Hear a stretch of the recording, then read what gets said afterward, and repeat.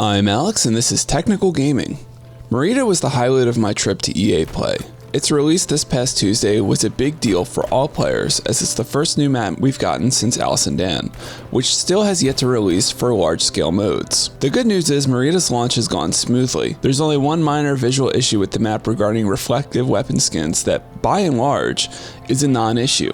Players have yet to discover any significant exploits with the map, and overall it seems like everyone is enjoying it. Since EA Play, a handful of changes were made to the map. The ledge position I mentioned as being a potential sore spot for the map has been made out of bounds. The lighting overall seems brighter, and reinforcements have been added throughout the map that gives players access to rooftops and shortcuts between areas. The rooftop positions in particular are powerful and add a lot of dynamic gameplay to the general flow of combat. A well-placed explosive renders these positions unusable though, so don't expect an endless rooftop camping epidemic.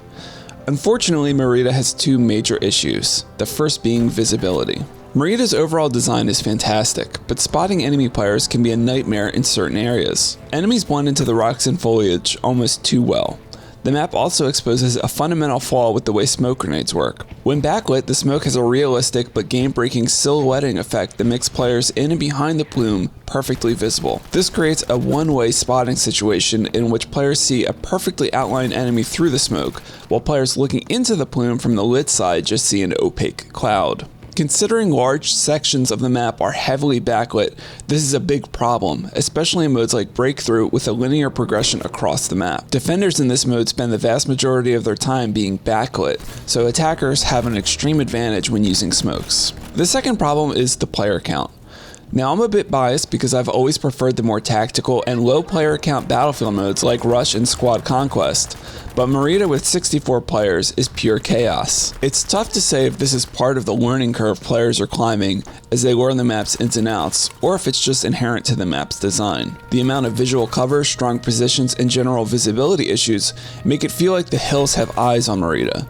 You will get killed time and again by people hiding in plain sight from areas you didn't expect or positions you can't see. This is compounded by an issue where players picking flag spawns on Conquest have a chance to spawn well behind the enemy team. These issues add a frustrating randomness to the map that isn't as prevalent on other maps. That said, Mercury also felt very chaotic and had similar issues in its first week of release, but now that players have had time to learn the map, matches on Mercury are much more organized. Marita seems like an ideal candidate for the smaller modes.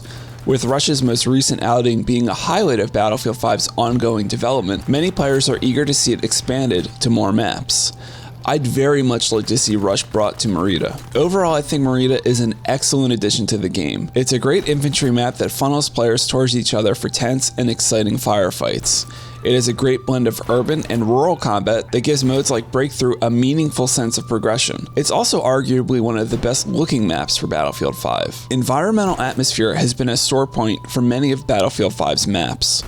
While Eris, Rotterdam, Panzerstorm, and other maps are visually appealing, they feel sterile and untouched by the horrors of war. For a World War II game that clearly demonstrates it's capable of compelling atmosphere with the map devastation, it's frustrating to see the vast majority of maps have such clinical presentation. That atmosphere is what gives period games like Battlefield 5 their sense of identity and character. Without it, the maps feel like they could be from any era and from any place. It robs the game of a certain sense of authenticity and immersion that older titles from the bygone era of classic World War II games nailed so well, despite their technical limitations. Marita proves not every map needs to be a war-torn city to have a compelling sense of atmosphere. Spawning in before a match starts presents players with wisps of fog floating across the ground. The sound of bushes and grass blowing in the gentle breeze is contrasted by bombers flying overhead. The serene countryside hints at a larger conflict with the castle at the top of the mountain set ablaze by an air raid. It's these subtle details that make Marita feel like a specific place at a particular time in its history. While it might not particularly evoke the dark and gritty mental image we all have of World War II, it's a distinct personality that hints at a larger conflict slowly spreading in the background. As matches wear on, the effect of conflict slowly transforms Marita into that classic war-torn World War II environment we have in our heads, bringing that hinted at background conflict a bit closer. I'm Alex, and this has been Technical Gaming. If you enjoyed the video, please be sure to subscribe and turn on notifications for future content. Thank you for watching.